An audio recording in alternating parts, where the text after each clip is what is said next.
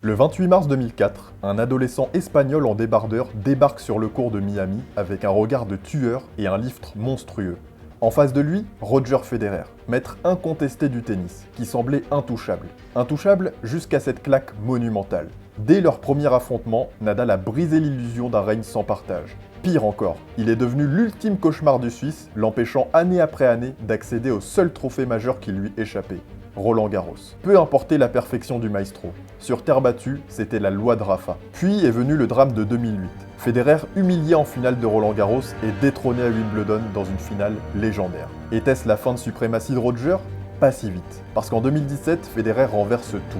À 35 ans, alors que tout le monde le croyait dépassé, il trouve enfin l'antidote et inverse la tendance contre Nadal dans des matchs surréalistes. Mais cette rivalité mythique cache-t-elle une vérité plus sombre ? Peut-on vraiment être amis quand on se détruit mutuellement ? Dans l'imaginaire collectif, leur opposition de style a créé une alchimie unique, une rivalité qui dépasse le tennis. Mais une question subsiste. Federer et Nadal ont-ils été honnêtes avec nous ? Ou bien leur sourire masque-t-il des cicatrices plus profondes ? Réponse tout de suite.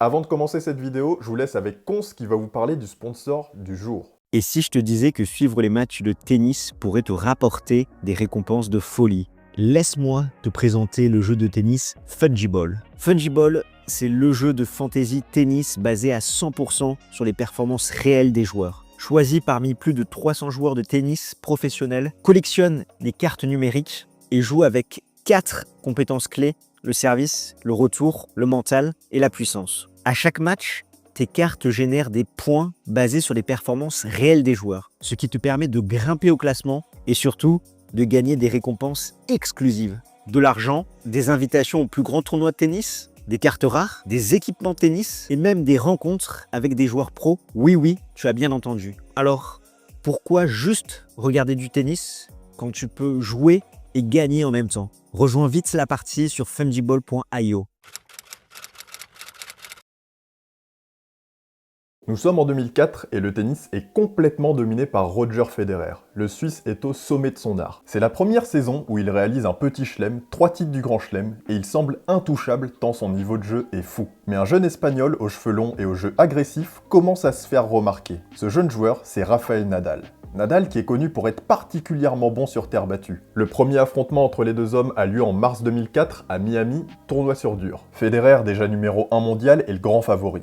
Pourtant, Nadal, qui n'a que 17 ans, va stupéfier le monde du tennis en s'imposant en 2-7 secs 6-3, 6-3. Et ce premier match annonce déjà ce qui va devenir une rivalité historique. Mais c'est surtout leur deuxième confrontation qui va marquer les esprits. En 2005, en finale du tournoi de Madrid, sur dur, le match est ultra disputé, les deux hommes livrent une bataille féroce, mais alors que Nadal mène 2-7-0, Federer fait parler sa confiance et renverse Nadal. Et ce match, il montre à Federer que Nadal sera probablement le plus grand rival de sa carrière. Si Federer domine tous ses adversaires sur surface rapide, donc sur gazon, il enchaîne les titres à Wimbledon, et sur dur avec des succès à l'Open d'Australie et l'US Open, il va très vite comprendre que la terre battue, c'est le territoire d'un autre roi. Rafael Nadal. L'Espagnol avec son lift surpuissant, son jeu de jambes hors norme et sa résistance physique est un véritable mur sur ocre. Et dès 2005, Nadal commence à imposer son emprise sur cette surface et devient le joueur à battre à Roland-Garros. Il remporte le tournoi lors de sa première participation à 19 ans. Federer, qui cherche à compléter son palmarès avec le Grand Chelem parisien, le seul qui lui manque, va se heurter année après année à un mur infranchissable. De 2005 à 2008, les deux joueurs se retrouvent chaque année à Roland-Garros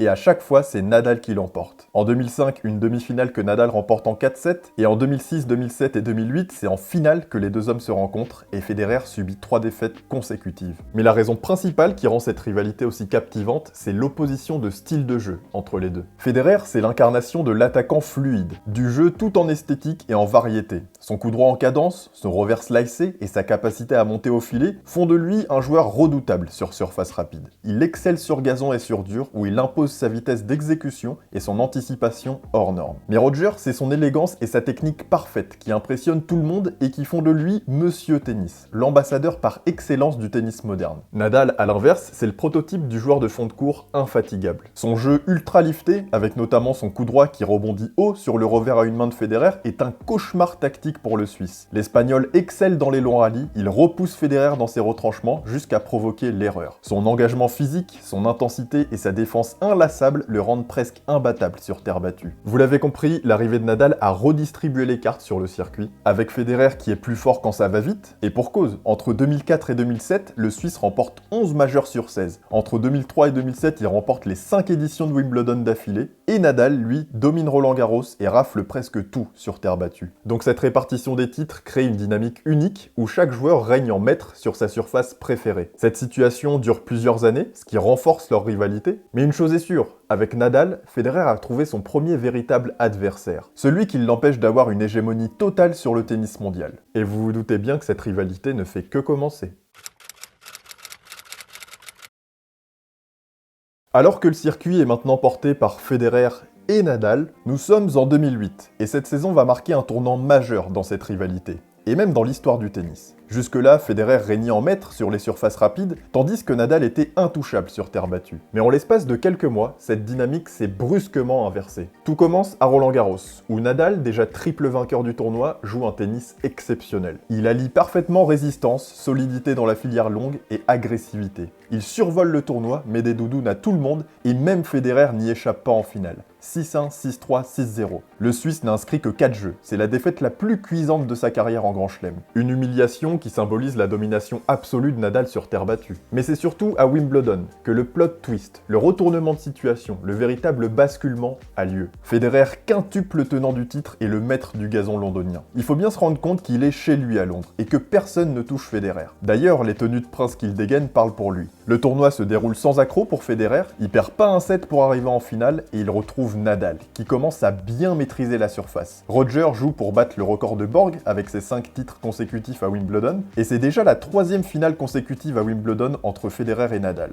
En 2006, Federer a gagné en 4-7, en 2007 en 5-7. Donc le danger est là, et Nadal a toutes les raisons d'y croire. Et pour cause, le 6 juillet 2008, Nadal réalise l'exploit de le battre au terme d'un match légendaire, considéré par beaucoup comme le plus grand de l'histoire du tennis. 6-4, 6-4, 6-7, 6-7, 9-7. Ce match illustre la beauté de cette rivalité dans l'opposition de style, de jeux aux antipodes mais qui se complètent si bien. Des rallyes indécents, un suspense insoutenable, Nadal qui mène 2-7-0 et Roger qui revient au terme de 2 grands tie-breaks avec une balle de match sauvée dans le 4e set avec ce revers dans la lucarne d'un autre monde. Et on a tout eu dans ce match, des rebondissements, des interruptions avec la pluie et une fin à la tombée de la nuit. En remportant Wimbledon, Nadal ne se contente pas d'un exploit, il détrône Federer sur sa surface de prédilection. Roger a qualifié ce match comme la plus lourde défaite de sa carrière. Donc en l'espace d'un mois, il a subi la plus violente défaite à Roland-Garros et la plus lourde à Wimbledon. Ça fait beaucoup, et ça montre que Nadal est rentré dans sa tête. Mais l'Espagnol s'est pas arrêté là, puisqu'il a gagné les Jeux Olympiques à Pékin en simple, et il est passé numéro 1 mondial en août, mettant fin aux 237 semaines consécutives de domination de Federer. Et pour enfoncer le clou, Nadal remporte l'Open d'Australie 2009 en rebattant Federer en finale au terme d'un duel épique en 5-7.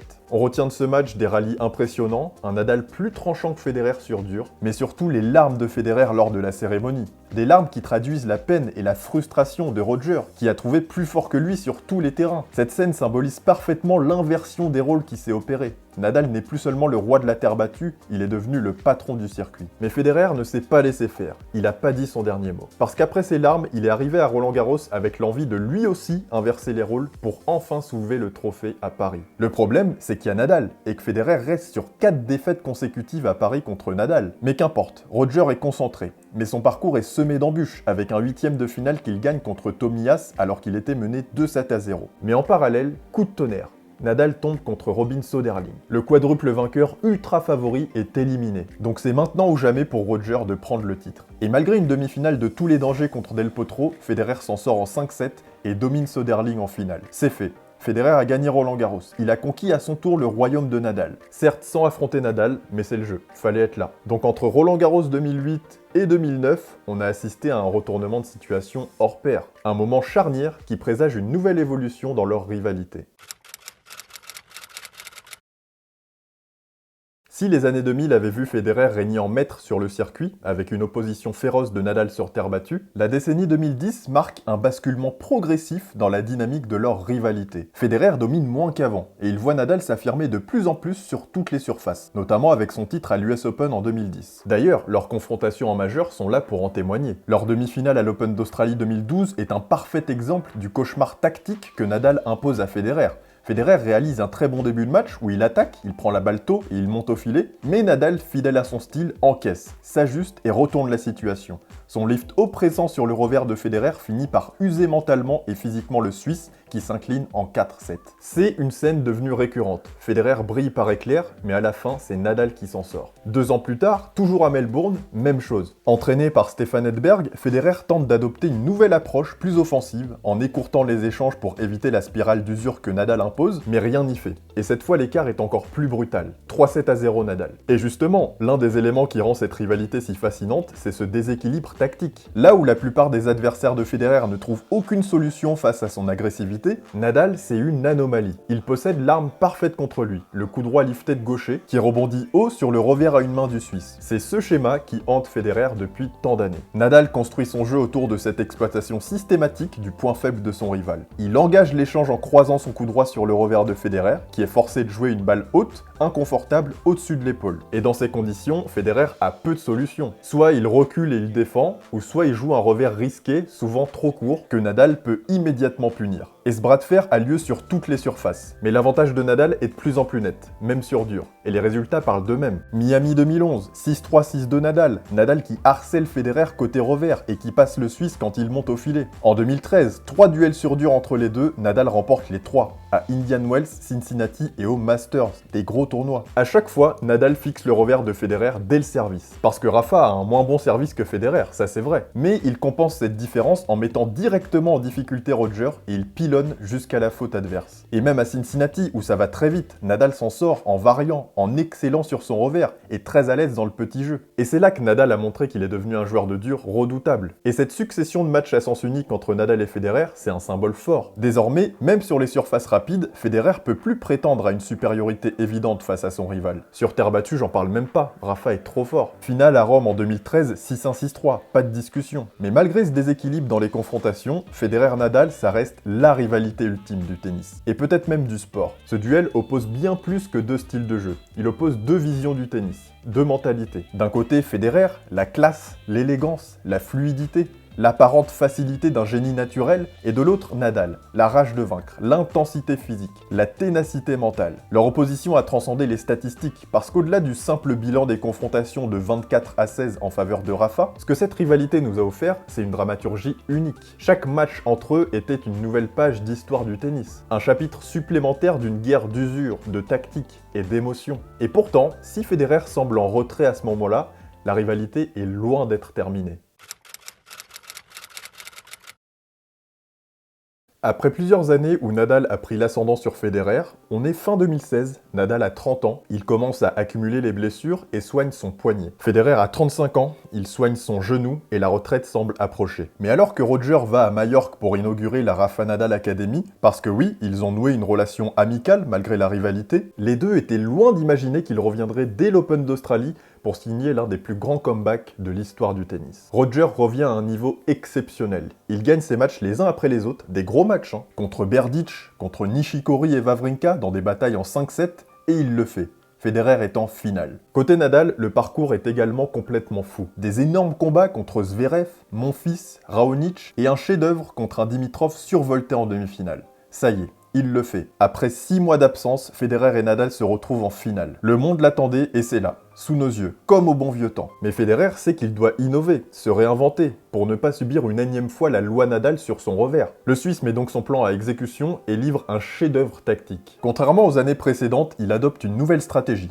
Il attaque constamment avec son revers sur le coup droit de Nadal. Il inverse le schéma habituel. C'est lui qui a l'ascendant. Il agresse le coup droit de Nadal qui doit défendre et courir. Et cette audace paye, parce qu'après un gros combat et un 5e set dans la légende, Federer triomphe. Il remporte son 18e Grand Chelem à 35 ans. Contre Nadal. Donc là, il vient tout simplement d'inverser les rôles de la même manière que Rafa les avait inversés en 2008. Mais Roger, il veut profiter de ce temps fort dans sa carrière. Donc il enchaîne en réalisant un Sunshine doublé. Victoire à Indian Wells, en infligeant en 8e de finale une énorme fessée à Nadal, 6-2, 6-3, en jouant un tennis parfait, dans la continuité de Melbourne, toujours plus agressif et laissant Nadal complètement impuissant, toujours avec un revers chirurgical. Et puis victoire à Miami, en rebattant Nadal en finale, toujours le même schéma. Melbourne, Indian Wells, Miami. À 35 ans, Federer réalise un triplé historique. Mais il vient surtout de redistribuer les cartes dans sa rivalité contre Nadal. Un Nadal qui n'a pas de solution face à la nouvelle approche ultra agressive de Federer. La dynamique se confirme en finale à Shanghai, toujours en 2017, où Federer fait des folies avec son revers qui laisse Nadal à plusieurs mètres de la balle. Donc la magie de cette rivalité, elle vient non seulement des deux styles de jeu, mais aussi de l'histoire qu'elle nous a racontée, avec ses péripéties, ses chefs-d'œuvre et ses retournements de situation. Parce que là où Nadal a forcé son destin en gagnant Wimbledon en 2008, Federer en 2017 a mis fin à la domination de Nadal contre lui, en se remettant en question et en ajustant son jeu pour prendre le dessus. Et c'est ça la force d'un champion qui dure sur la durée.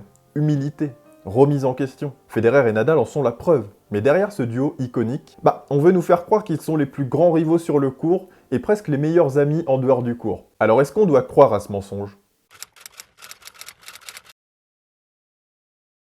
L'image d'amitié entre Nadal et Federer a été soigneusement construite et entretenue au fil des années. Ils ont souvent été vus ensemble dans des publicités, des événements, des exhibitions, et même sur les réseaux sociaux, créant l'illusion d'une relation fraternelle presque parfaite. Mais derrière cette image idyllique, se cache-t-il une véritable amitié, ou n'est-ce qu'une façade bien orchestrée pour le public ? Dites-moi en commentaire ce que vous pensez de cette relation. Amis ou pas amis ? La question se pose, parce qu'on a quand même vu beaucoup de scènes entre les deux qui ont alimenté cette perception d'une amitié sincère. À commencer par cette vidéo où ils ont un fou rire et rigolent ensemble. Ils se taquinent gentiment et sont complices. Ces images ont fait naître une forte impression auprès des fans que Federer et Nadal, c'est une amitié évidente, en plus de se battre pour les plus gros titres. Et souvenez-vous de l'exhibition de la bataille des surfaces en 2007 à Majorque. Un concept innovant qui les met en scène. Ou alors l'exhibition en Afrique du Sud, où ils ont battu le record d'affluence en réunissant à eux deux plus de 51 000 personnes. Toujours dans cet esprit d'offrir un spectacle unique, rempli de moments de bonheur et de rire. Et quand ils pouvaient pas se voir pendant le Covid, ils nous ont fait un live Instagram, une session où ils ont partagé des moments de rigolade, comme s'ils étaient deux potes comme les autres. Donc une manière d'entretenir cette image amicale entre les deux, qui pourrait donc mêler grande rivalité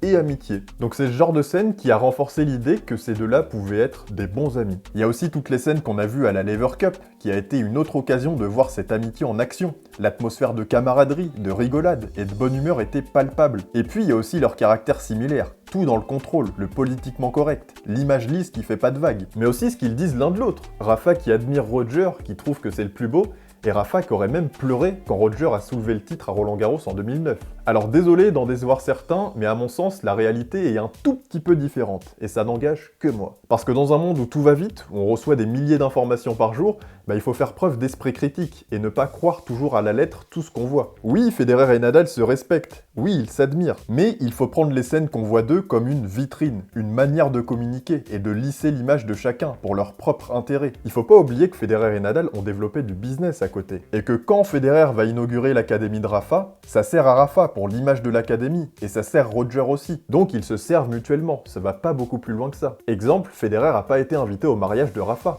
On pourrait dire que c'est qu'un détail, mais non. Pourtant, quand on voit toutes ces scènes, on pourrait s'attendre à ce qu'ils partagent ce genre de moments personnels. Et c'est pas quelques couverts en plus pour Roger et Mirka qui allaient ruiner Nadal. Donc je pense qu'il faut tempérer sur cette vision d'une relation parfaite. Oui, ils ont une relation agréable, respectueuse, sans doute chaleureuse. Mais parler d'amitié comme on l'entend, c'est exagéré. Les deux se côtoient pas en dehors des cours de tennis de manière régulière, et leurs moments ensemble sont très souvent liés au travail. Et c'est aussi quand on met en perspective la relation qu'ils ont avec Djokovic qu'on pourrait croire qu'ils sont amis. Parce que côté Djokovic, que ce soit pour Nadal ou Federer, c'est pas l'amitié, et parfois même pas si cordial que ça. Djokovic qui a eu le rôle du méchant et qui les a doublés, donc il y a une sorte de tension entre Federer et Djokovic, et même entre Nadal et Djokovic. Une tension qu'on retrouve pas entre Nadal et Federer, d'où cette impression qu'ils sont amis. Donc bilan des courses, Federer et Nadal, bonne relation, mais on s'enflamme pas.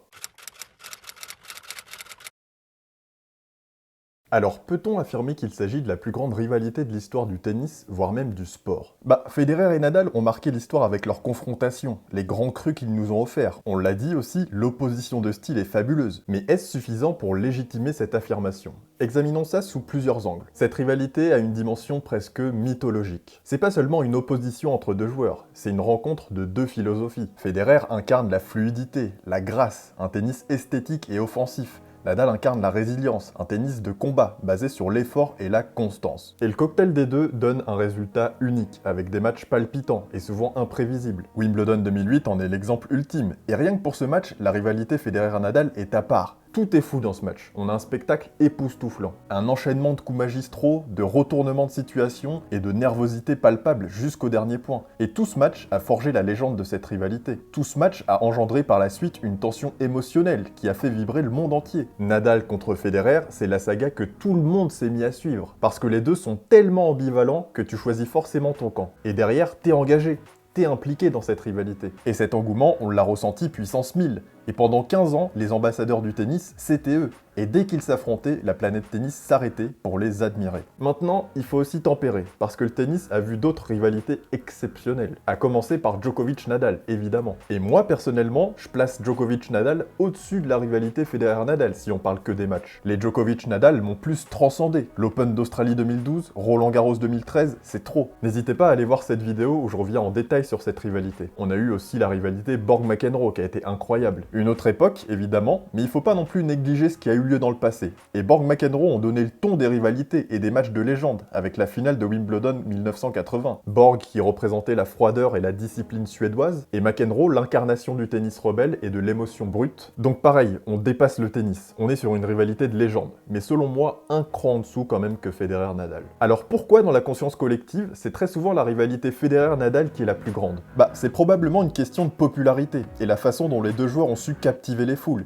Il faut se rendre compte que Federer et Nadal ont évolué dans l'ère la plus récente, donc au moment où le tennis n'a jamais été aussi médiatisé, mondialisé. Donc une finale folle à Wimbledon en 2008 a logiquement plus d'impact sur le grand public que celle de 1980. Et là où Sampras et Agassi étaient les premiers vrais stars du tennis, Federer et Nadal étaient les premières icônes mondiales. Rajoutez à ça leur style unique, parce qu'on n'avait jamais vu un Nadal, ça n'existait pas. Un joueur si brutal, persévérant, mais en même temps humble, et Federer, tu pouvais pas l'inventer. Une telle perfection tennistique, une gestuelle divine. Et aujourd'hui, on prend comme exemple Federer dans les écoles de tennis. On montre aux jeunes sa préparation au service ou en revers, mais la vérité c'est que c'est impossible de reproduire une telle gestuelle. On verra plus ça. Et les deux sont devenus des personnages, des super-héros qui font rêver. Donc forcément les favoris du public. Et cette dimension presque irréaliste a amplifié l'impact de leur confrontation. Leur rivalité est vue sous un prisme émotionnel, et dans la tête des gens, ce sont eux qui incarnent le tennis dans sa version la plus pure. Et maintenant, si on se place dans une perspective plus large, est-ce que la rivalité Federer-Nadal ne serait pas la plus grande, tout sport confondu? Bah y a débat, donc faut faire un état des lieux.